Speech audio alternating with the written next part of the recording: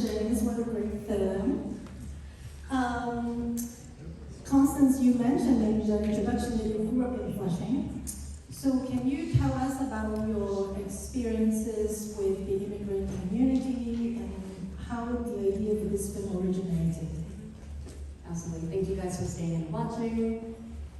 So, yes, I grew up in Flushing, and a lot of the story was based on how I witnessed, I think, my parents coming to America in the 1980s. A lot of the story is really about my observations of them and the way that they moved throughout this really specific experience in this world of New York City. And of course, like all of that is in the context of when I was writing this film. So 2019, 2020 was when I wrote the first couple of drafts, and during this time there was a rise of Asian hate crimes in the United States. So I'm specifically thinking about the Edward Spa shootings and another case that was in Flushing where a massage parlor worker who died during a police raid. So all of this was in the context of the catalyst of this film, the intentions of this film. So a mixture of societal and also the personal experiences. The film is set in Flushing and it's in fact shot there, but we see very little of the neighborhood. The film is almost shot entirely in the interior, so making it equally site-specific and site-invisible. Can you talk about that decision? Absolutely. We shot wides, and there was a period of time where during the edit, those shots existed. But what I always felt was necessary is that we saw the film through the lens of these specific characters. And I really wanted to create the vision of like their day-to-day life and their existence through what they saw. And whether that meant like a bubble that was a place where they created family, or whether that was their own sort of like boundaries, that was something that I wanted to create visually, but also tie into the matters of this film. And I wanted to make that very clear.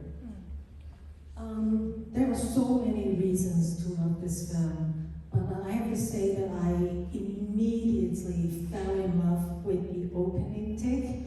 It's a long take, handheld, about maybe 4 minutes long, as the two lovers are sharing a meal of chicken. And so the camera pans back and forth between them, capturing a moment of intimacy as if like there's nothing else in this world. This take is such a bold display of confidence and emotional wit. It's immediately clear to me that the director has a distinctive command of time, movement, and image, the very essence of cinema.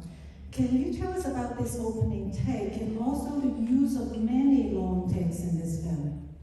So the opening take specifically was something where I wanted us as an audience, along with Didi, to fall in love.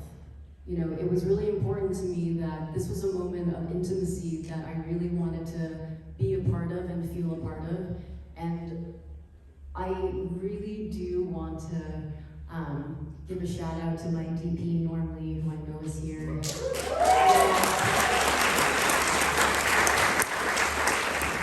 We shot it in 2 takes, you know, and I feel like the sort of intuition that he also had alongside the characters and the sort of wavelength that we were all in the scene, like that made the shot happen.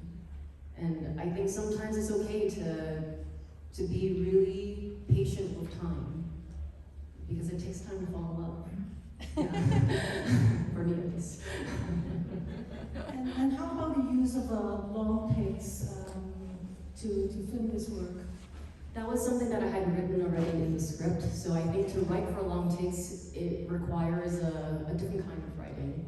And I think for the long takes, a lot of it has to do with how we're understanding the world that is inside the frame. I think it also has to do with the decision to edit in this particular time, where it's scenes that are put together that really create meaning rather than shots that create meaning. And I really wanted to do this, and I think for the actors especially, it's something that is, I think it is much more enjoyable rather than cutting, you know, for different camera setups, because it feels like we're experiencing real time with them. So, Ke-shih, can you talk about the experiences for the actors? Because it's actually hard to be in a very long take. Did you rehearse or did you have room to improvise? I happened to, participate in some of my previous films with the way we make the film is also like with long takes, and also like I act with non-professionals and very crazy shoots, like within 10 days and people like that. So for this kind of shooting for Blues and Palace, it's kind of like I'm familiar with it, but then I'm not familiar with how to shoot and how to work with people in the US. That's my first experience. And I really love long take because I studied acting when I was a stage actor. Yeah, so, and also I love, and so like, it takes time for my character to get rid of or to experience the process of grieving. So this kind of like long takes really help my character to feel what's going on in it, because my character, I couldn't, forgive myself not to help Didi at the moment, and then there is really complex, and I was so confused when playing her. So this kind of like slower, burning vibe, quiet set really helped me a lot. Yeah. It's a different way of creating intimacy, I think, with the audience as well. Yeah. And then the long take of the massage. Why are you laughing? I don't know. Massage is good. Well, we improvise a lot on many of the scenes, but then for the long take of the massage scenes, we did rehearse a lot, right? Because we work with the intimacy coordinator and also action choreographer for the push and the fall in order to protect me, not to really hit myself on the floor. And for that scene, we practiced a lot, yeah, because to make sure everyone was mentally not hurting, yeah, and also like to make sure we can find better way of acting on set, yeah. But did the actors have the freedom to improvise at all? Yeah, absolutely. I mean, the way that we had worked when we moved into actually shooting the scene was, so first of all, the actors, we had about 2 weeks of rehearsals with them, and they understood the script really, really well. They knew exactly what emotional beats were required, I think, from scene to scene. And so on set, I would have the actors basically rehearse without any emotion the scene itself. And where were they moving, what was the blocking, and then from there, we would improvise and adjust and shift to figure out what actually the scene's about, how we can make it better. And I think maybe 1 or 2 takes we play the scene as is, but then we would have the actors basically improvise 1 or 2 takes in their own sort of dialogue and make sure that the blocking felt really natural to them. And all of this, like, we saw before the cameras rolled. As we're shooting a film, nothing was really wasted, so we saw everything, we knew what they were gonna do, and it was basically like a controlled improvisation. It's impressive how the characters are portrayed in the film. Even with only subtle hints about their past, we feel that these people or these characters are fully established and fully present. Take Didi, for example. She appears in the film for only about 30 plus minutes, but her presence basically resonates throughout the film. So can you talk about shaping your characters? I mean, so much, I think, of Didi's impression on us as an audience and also within the film is because it's played by a tremendous actress. I think Hai Peng was someone who I knew immediately was so charismatic and was her and was filled with so much love and optimism and magnetism that to feel her loss for me would be something that was deeply troubling. And I knew that it would have that, I think, effect that would linger throughout parts 2 and 3, I think. And we actually know the least about your character's past, but there's a lot of pain and loneliness like in her. I wonder if you had to imagine what she went through in order to play that role, and what sort of discussions the two of you had about this character and her past. Actually, we shot a lot about her past, but then through editing and then but then so my character was really full when I read the script. But then I wouldn't say right now it's not full. It's like it's still like interesting because remember you told me you have some thoughts about Amy. That Amy is someone who is always thinking about the future. Yeah. She has her own American dream. That's why when editing, she had this kind of like arrangement. But then our collaboration is like, I remember the first time we met, I felt like it's really interesting because we have many things in common, because I also like did so many research. I was so interested in all the news she was reading. For example, like the mass shooting and all the Asian crime stuff like that. I was in Taiwan, but then I was so curious about what happened in the world. So I was pretty familiar with this theme, And then so we met up and we discussed a lot about the characters, and I remember that we made a very interesting decision that we wanted to change Amy into more like she is fond of Didi. That was not in the script like originally. That before it's like she is more straight, And also like so through discussion we try to find the character. But in the discussion, I found the character while I was in New York City, because I learned how to do the healthier massage skills from my masseuse. I need to work with massage parlor, and then I hung out with the masseuse and try to know more about their joy, their sorrows, and then why they, despite all the difficulties, they still want to stay here. And also I work in a restaurant, and then walk around the city, and then try to take subway by myself, and then...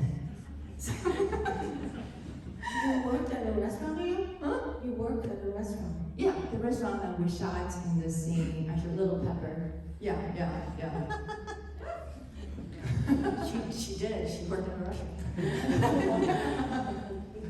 It was fun, And well, I was taking some wayward living in New York, and I saw some daily news, and I witnessed a crime on the street, actually, but I don't want to get into details, but and also I visited 9/11 Museum, and all the things I saw, experiences, helped me to shape the character. And also, I was also going through a learning process of my own personal experience, so that's how I put myself, and then also put the things I absorbed while I was in university into the character. This film reminds me a bit of Tsai Ming-liang's work, the Taiwanese director. Not only simply because of Lee Kang-sheng, who is seen as the alter ego of the director, but also through long takes, the themes of loneliness, alienation, and then there are some recurring motifs in Tsai Ming-liang's works, like the water leak, the neck pain, the massage, and even the last long take of Lee Kang-sheng gazing out at the sea. But that said, your film clearly bears your own directorial stamp. I find it as a nice, interesting dialogue with Tsai's work. I wonder if you can talk about your references. It's funny, I mean, when we were just talking downstairs about the retrospective a little bit, I think it's something that I really took away from Taiwanese, where it is the way that he really understands, I think, first of all, time and staying in a scene and what actually, how can I say it? What actually is like a meaningful cut. And so I think about days quite a bit. And of course, I also think about, you know, when we're working with Cheung, I think there's something about incorporating his own body into this character. And I wanted the film to feel, I wanted this character to feel connected to him. So I think the mixture of course, Tsai's work and also Cheung's own sort of persona, I think permeates through what we're seeing in the frames. But a lot of the long takes, it's, you know, I think about directors like Chantal Ackerman, I think about Bellatar quite often, and I think about the way that these artists have been able to work in time in a way that we don't really see anymore. So, you know, a mixture of things. And recently when we were promoting the film in France, and we had one moderator ask me about Vertigo, which is a film that I know and I love dearly, but I didn't think about for this movie, but there's so many also themes that are permeating, I think, in this film and also in the conversation with Hitchcock. So I think at the end of the day, we're sort of a amalgamation of all the experiences in the films that we love and take in. So that's, I think, how I can answer that question a little bit. How was it like working with Lee Kang-sheng for both of you? He is someone with a completely like singular aura as a person in real life and also on screen. Yeah, well, whenever I script, I didn't picture Cheung's character like that. But then when I met him before we started to do the preparation, and then I remember like I was a bit confused, and I was really like, you know, like the end of the world. I don't know how impossible that my character can, you know, like, yeah, try to find chemistry with him. But then, as soon as we started to rehearse, and then suddenly he would constantly give us like cold jokes, you know. He's really funny, and he'll come out with like very funny stuff, and then immediately at that moment I knew, okay, that's because, and also I was thinking because the way he delivered the dialogues is in a very slow speed, but then I speak very fast, when I started to rehearse with him, I immediately know that, okay, that would be interesting because we are so different, too different.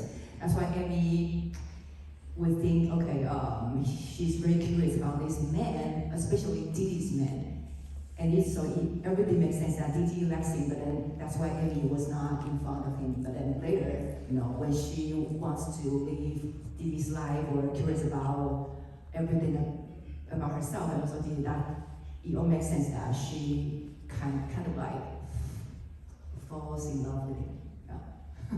Yeah, I would add to that he works in his own time. And I think that's what makes it so interesting when we're seeing characters interact in that way. That like, I think her way of understanding time is very different than I think Xiaofeng's, and I think that causes tension for me and ultimately drama. We can take some questions from the audience. Anyone?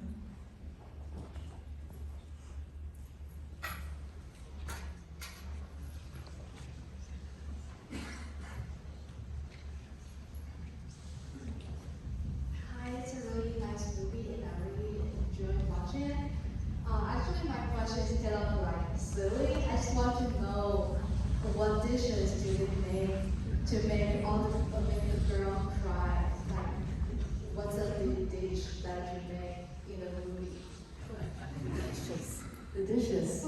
The food. I mean, you ate it, so you would know better than I. I was focusing on acting. Oh, I forgot. It's like a very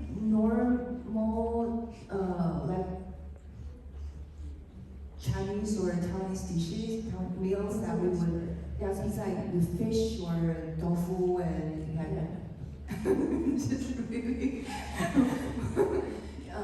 delicious, food from hometown. That's why. So that's why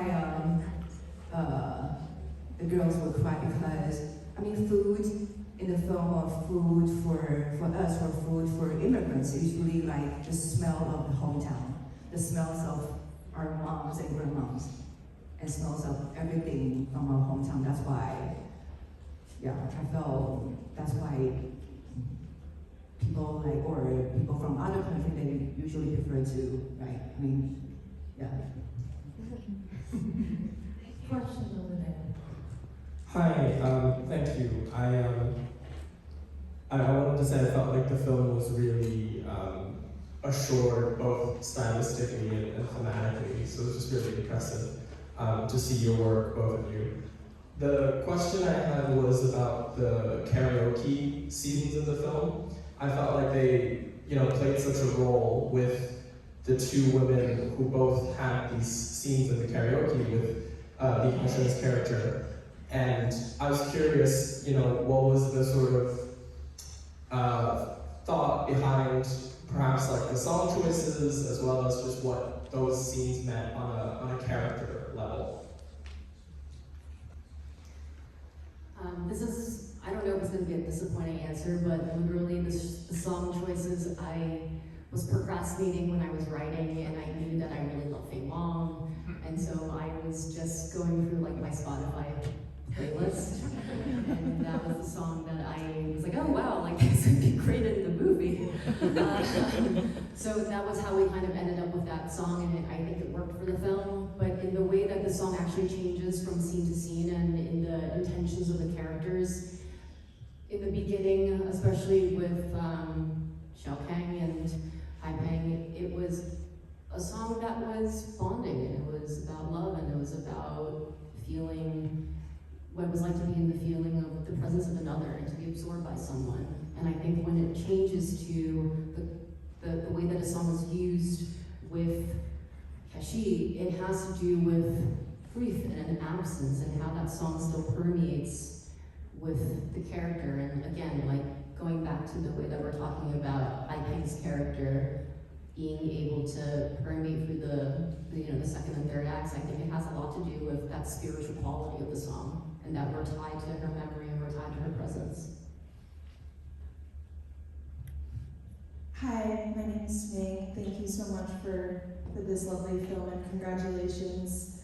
I thought the balance of tenderness and devastation and those tiny moments of joy were so impactful. And my question for you is surrounding the use of film for this. I know it's your first feature, and I'm curious, as someone who's working on a film myself, shooting on 16mm film, what was that experience like, and what advice would you have to someone shooting on something so delicate and precious, and just how was your experience with that? Of course. So with shooting on film, I had shot on film before for like 2 shorts that I did in film school, and I also had a working dialogue with my DP. And I think something that I really love about using celluloid as a medium is that it makes everyone so much more present, and it makes everyone so much more precise, because you can't really have so many takes. Film is very, very expensive, so we kind of like need to like get it. And going a little bit back and talking about preparation, and what advice I would give is that always know what you are going to shoot. Make sure that you know exactly how your actors are moving, whether that is through improvisation, and understand, I think, that yes, there are moments of magic, but it has to be a little bit like you know the sort of controls for such magic to happen. And I would say that just make sure you know exactly what you're shooting before you say action.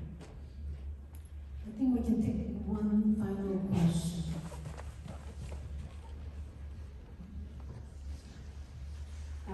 Thank you for the film. I just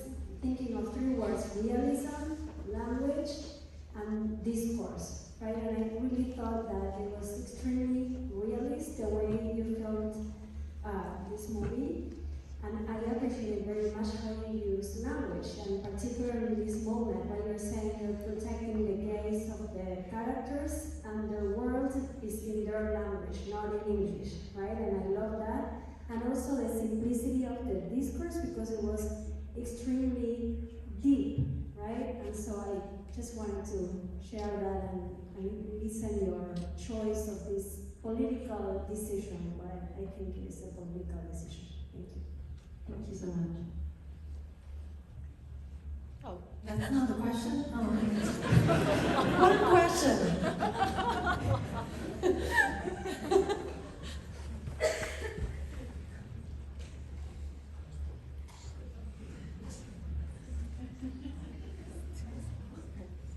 Hi, I agree with everything that was just said, but I guess my question, you sort of mentioned the origin of this story, and I feel like in watching this movie there was a vulnerability to these characters, but I felt the protectiveness of them, and I'm just curious how you walked that line in writing these characters, like wanting to protect them, but also wanting to show their vulnerability.